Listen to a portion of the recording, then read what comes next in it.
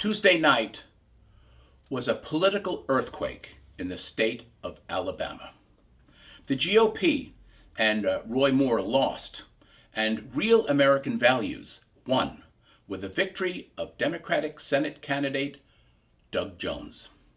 Although Roy Moore was a uniquely damaged candidate, this race is really a harbinger of things to come. In the reddest of red states, Democrats and decent Republicans said no to a fatally flawed candidate and sent him galloping off into the sunset.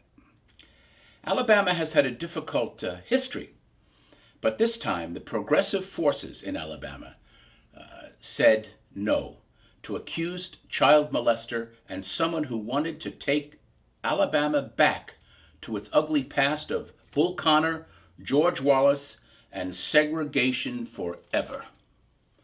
The voices of Martin Luther King and John Lewis echoed from Selma and the Edmund Pettus Bridge on Tuesday. Alabama Democrats, especially African American women, were supercharged and turned out in force to stop Roy Moore. What is clear is that this election exposed yet another huge fission in the grand old party. This is bad news for them on all fronts.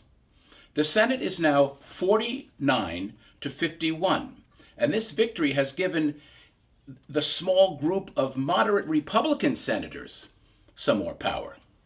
Susan Collins, Jeff Flake, Bob Corker, Lisa Murkowski, and John McCain now have the leverage to get what they want done as a piece of legislation.